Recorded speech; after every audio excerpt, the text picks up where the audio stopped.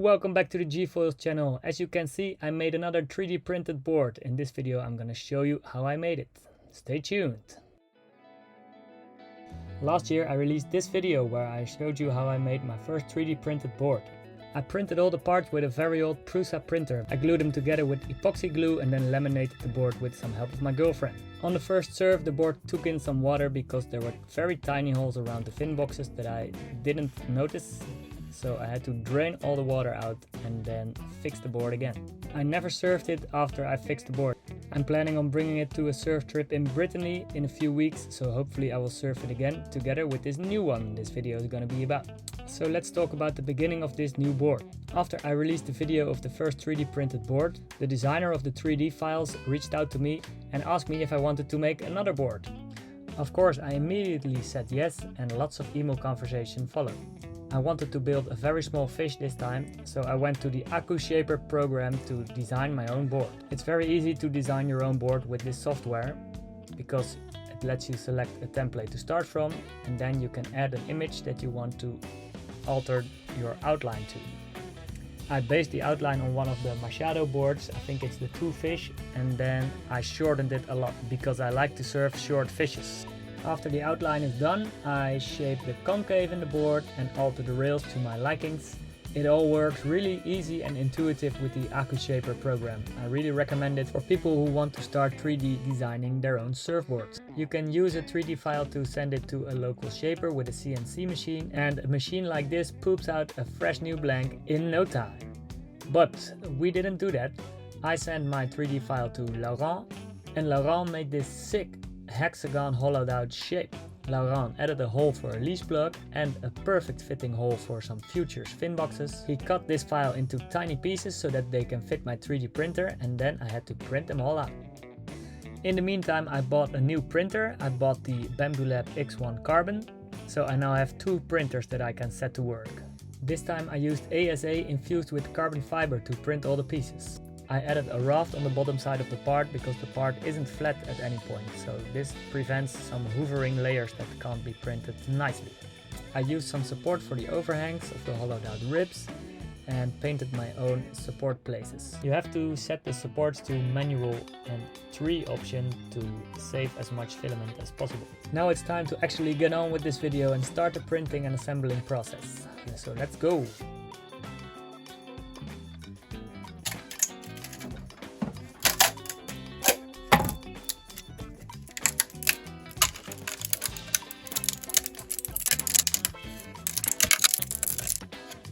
It's so cool to have 2 robots working for you and printing out your own designed pieces. I built an enclosure for the trusty old Prusa, and it handled the carbon fiber ASA pretty nicely.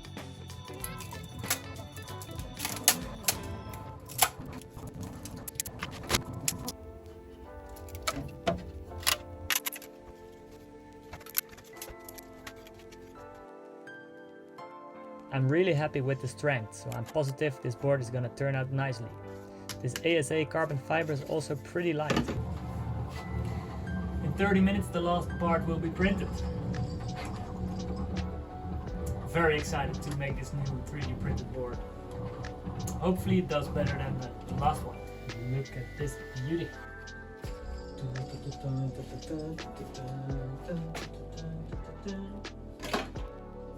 Now it's time to glue all the parts together.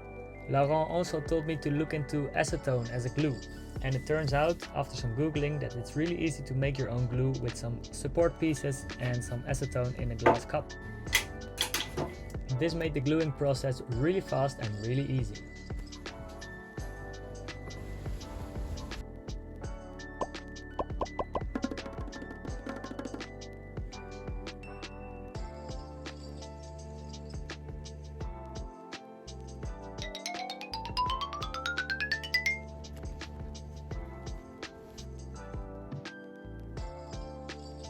I'm really happy with this gluing process, but it's not finished yet. I now have 4 rows of glued together pieces, and you can see the 3 stripes running as a stringer through this board.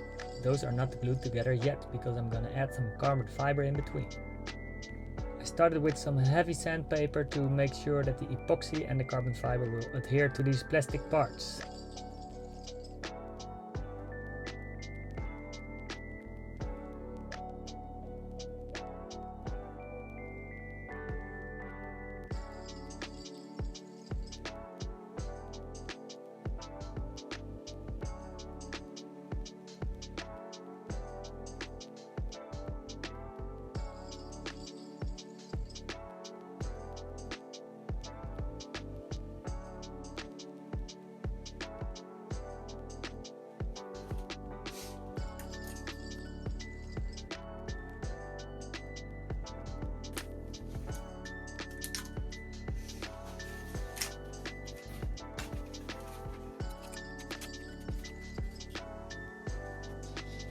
pretty light.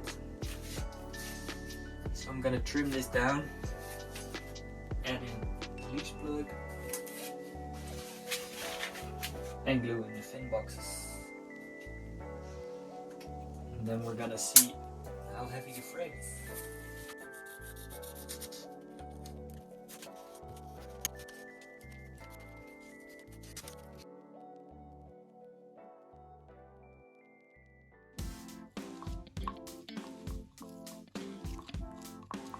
I had to sand the fin boxes down a little bit. I added some epoxy with cotton fiber and then they fitted snug into the designed hole. Earlier I printed some dummy fins and then I checked if they were at the right angle. I clamped a piece of wood onto the fins to secure them in place and let the epoxy cure for the night. With this drill bit I tried to demonstrate that the leash plug can vent into all the chambers of the board, making sure that the board doesn't delaminate when it gets hot. I mix some epoxy putty with my hands and then glue in this leash plug.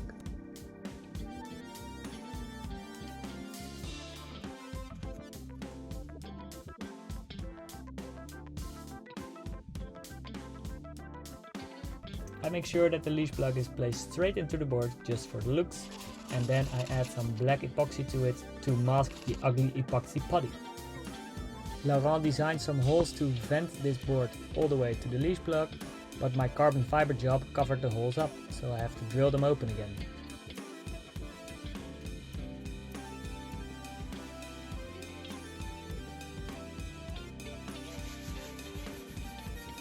I sanded the frame so that the epoxy and the fiberglass can adhere to it when laminating.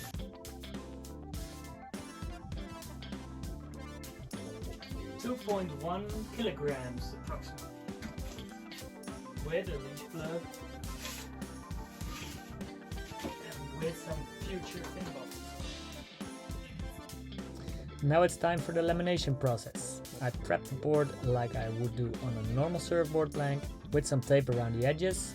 Then I laid out my fiberglass cloth and wetted it on the table before putting it on the board.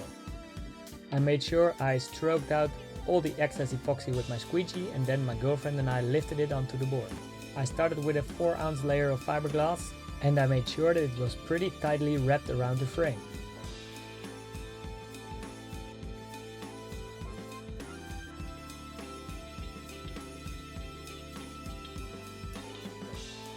The next day I cut away the tape and inspected my work so far.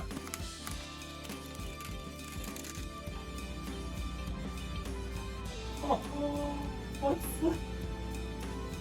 The deck is laminated with the first layer. I don't know if you can see this on the camera, but it's some thin fiberglass so you can still press it in. It was just meant to seal the frame. We're gonna add some more layers on the top to make it really strong.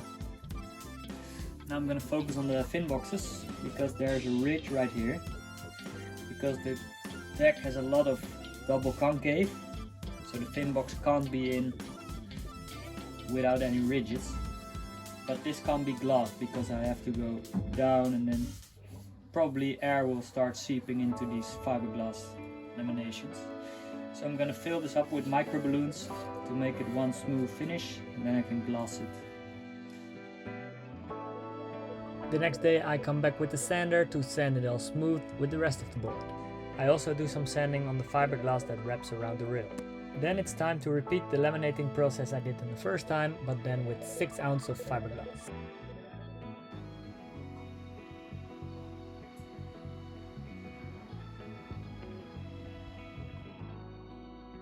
After the epoxy was cured, I came back to check if it was strong enough. But there's still not enough strength in between the ribs. So I'm gonna laminate again, but only in the place where my feet will be. I add another layer of 6-ounce cloth.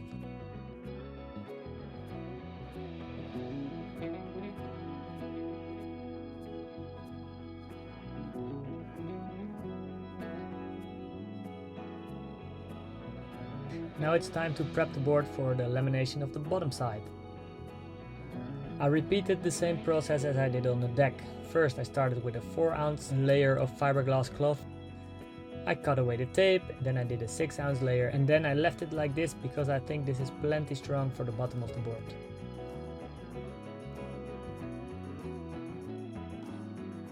I had some doubt about the strength of the deck of the board because my heels and toes are really pressing into the board when surfing, so I decided to add another layer of 6 ounce. I added 2 patches on the place where my feet will be.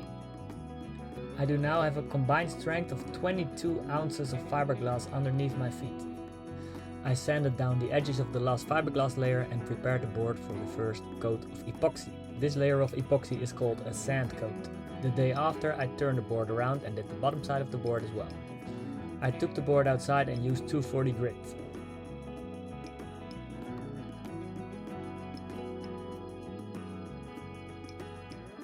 Then it's back inside for the final hot coat. I'm using winter epoxy here. That's epoxy that cures on a lower temperature, that has a little bit thicker consistency. This creates a thick layer of epoxy on the outside of the board, hopefully making this board watertight.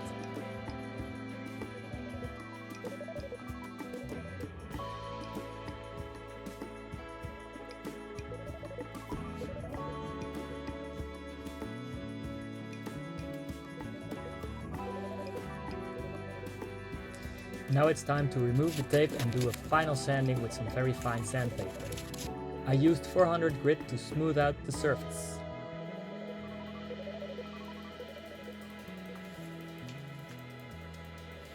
Now it's time to give the board a quick rinse in the outdoor shower and then take it back inside for a final layer of 2K clear coat paint.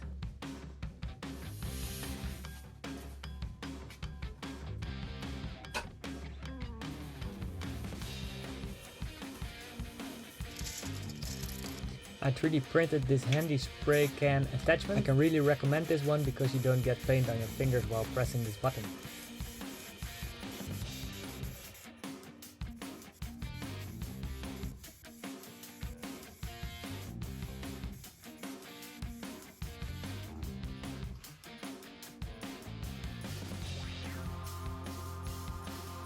I did a final pass of wet sanding with some very fine sandpaper. I believe this was 2000 grit.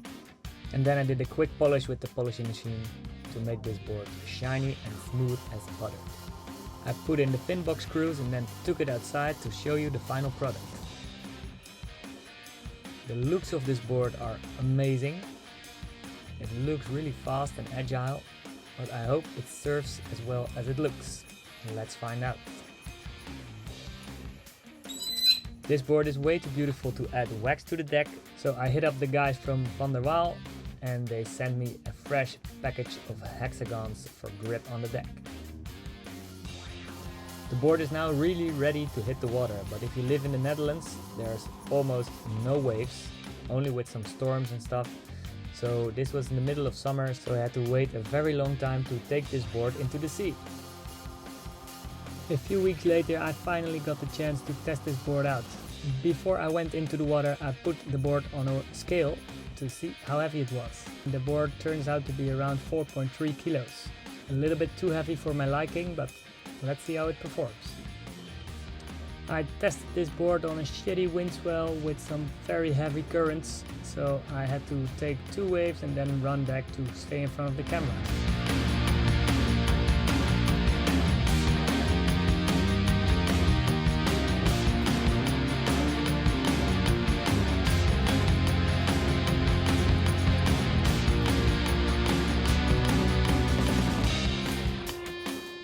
The board serves pretty nice for these conditions. I was struggling a bit with the Van der Waal grip because I like to do a rocket start, but that's really impossible with these grip pads.